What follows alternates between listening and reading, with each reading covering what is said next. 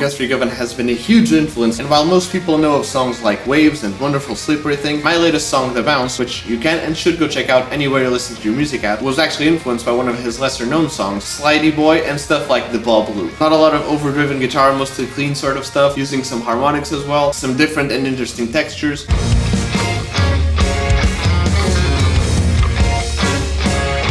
That nice combination of funk music mixed with jazz and some proggy stuff that isn't exactly fusion-y sounding, but it more fits on the fusion category than anything else. I don't even know how to describe it. It's really not the sort of thing that I listen to too often, but the few times I did hear those songs way back in the day were enough for me to be like, maybe one day I should make my own song. And yeah, years ago I did make one song that was inspired by those sort of sounds, which in case it wasn't obvious already, you can and should go check out my latest released song called The Bounce. And while you're at it, please leave a like, comment, subscribe, follow, and stay tuned for more because I'm releasing new songs every week and I'm releasing daily videos twice a day, every day.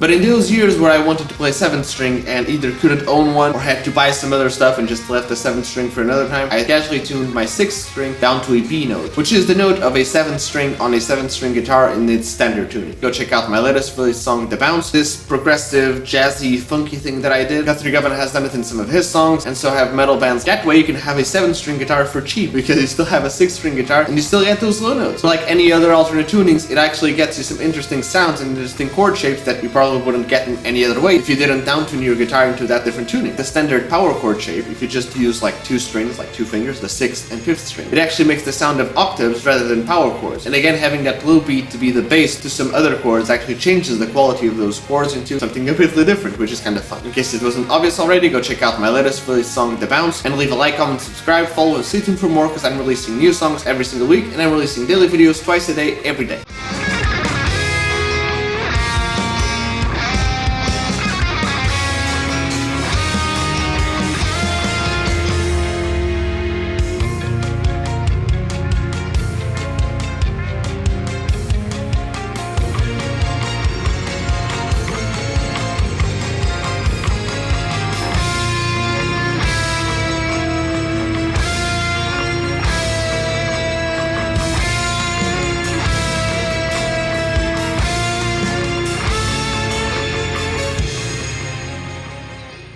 Within my group of friends, I'm kind of known as the one dude who writes songs that are a bit too proggy. Whether that means weird sounds or weird time signatures or fusion-y, jazz-ish chords used in a weird way, weird sounding scales, riffs. So I usually come back with one of those, hey, just listen to my songs and you'll see that they're not really that weird. But in the case of my latest released song, The Bounce, which you can and should go check out anywhere you listen to your music on, I kinda go against my own words with that one. While writing and composing the songs and riffs, notating it down so I'd have an idea of how to program some MIDI instruments and have some sheet music for other musicians as well. Even I started doubting myself when it came to counting those time signatures and figuring out some of those weird chords. But it is really the only song that I have like that, and it kinda has its own charm because of it. I sometimes refer to my songs as the cool one, the dark classical music one, the metal one, the funky one, the country one. This one is kind of the weird one, but I still love this unholy creation of mine. Leave a like, comment, subscribe, follow, and stay tuned for more because I'm releasing new songs every single week and I'm releasing new videos every day, twice a day.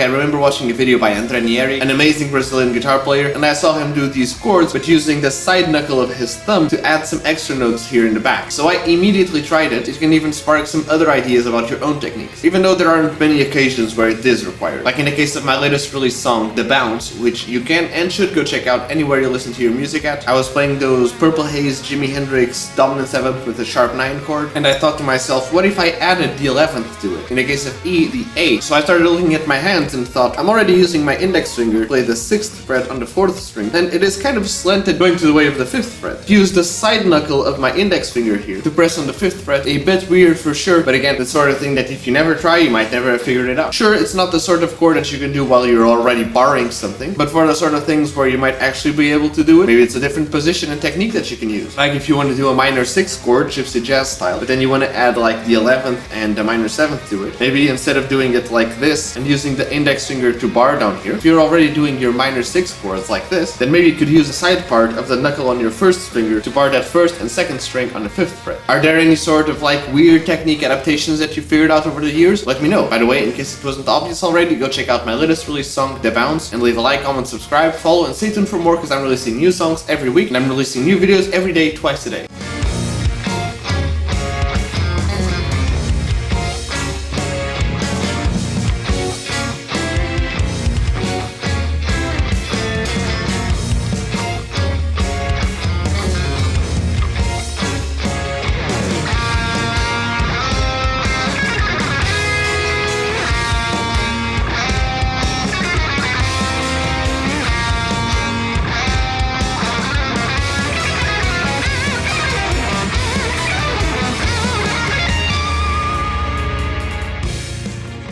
I know Stairway to Heaven is supposed to be one of those forbidden songs to play, but what if we take that lick and completely bastardize it? Because that's kind of what happened in my latest release song, The Bounce, which you can and should go check out anywhere you listen to your music on. I was messing around in B minor with one of those line cliches, and the root on the 4th string is the one that descends by half a step. And in theory, you can just keep descending it however long you want to, which is what the intro to Stairway to Heaven is based on. I use line cliches a little bit too much, so why not try and do something different? I did this visual thing where I thought for the 1st chord, the B minor chord, there is a 2 fret difference between the 2 fingers. So why not do another 2 fret difference, but this time instead of it being in front of the index finger, it can be behind the index finger. Technically it's going from a B minor chord to like a G major 7 chord, but I wasn't even thinking theory at this point, I was just thinking patterns and symmetrics. And then I kept using all the notes of the line cliche. This is where the Stairway to Heaven part kicked in. Because my 1st chord was already in the same voicing as Stairway to Heaven, well then maybe the next chord can be the same chord as the 2nd chord in Stairway to Heaven. Below B you'd have A sharp or B flat, keep the bar on the 7th fret, mirroring it so that the bar stays the same, but this time we go 1 fret below, just adding here the 9th fret, the 9th of B minor. When I mirrored that chord, I kept the same note in there. And then hey, since this is a prog rock song, add an odd time signature, you get yourself a very interesting and different lick that sounds kinda like this.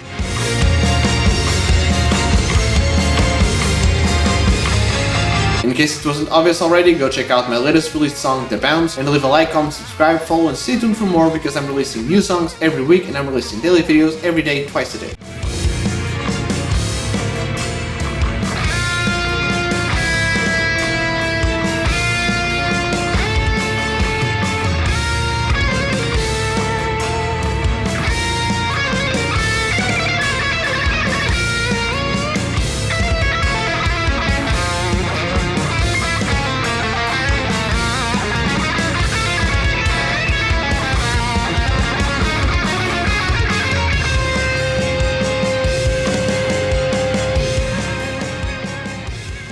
I have this bridge section, my latest released song, The Bounce, which you can and should go check out anywhere you listen to your music on, with these dominant sharp 9/11 chords descending chromatically. I thought it would be fun to just outline those chords with some arpeggios, up and up in the neck with different inversions of each chord. It was pretty hard to move from the position I was in to go into the last note after that. So for once I did a tapping lick. I don't usually do tapping licks, it's just not my thing. Tapping the 3rd of that note with a little pre-bend on it.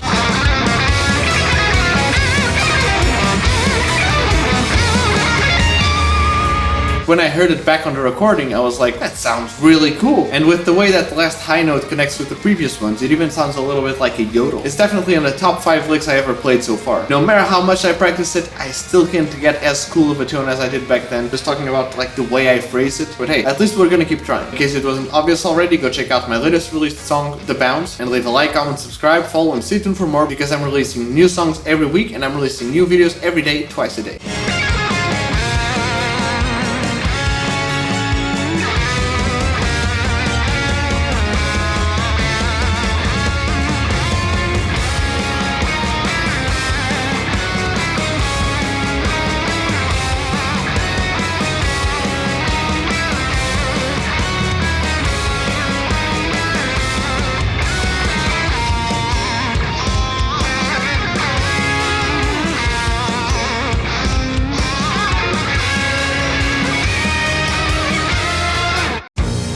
Well, here we are at the end of another week. If you aren't familiar already, I'm releasing new songs every single week, and I'm releasing daily videos twice a day about said song. If you weren't here for this past week for the promotion of my latest released song, The Bounce, and again in my YouTube channel as well, a full music video / playthrough for the whole song. It's been really fun to share songs with you guys, so it would be really cool if you guys could go check it out and stay along for the journey. And don't worry about being done with this song, because starting tomorrow we're releasing a new song like we do every single week, along with its daily videos twice a day. So leave a like, comment, subscribe, follow, and stay tuned for more. Your support has been amazing.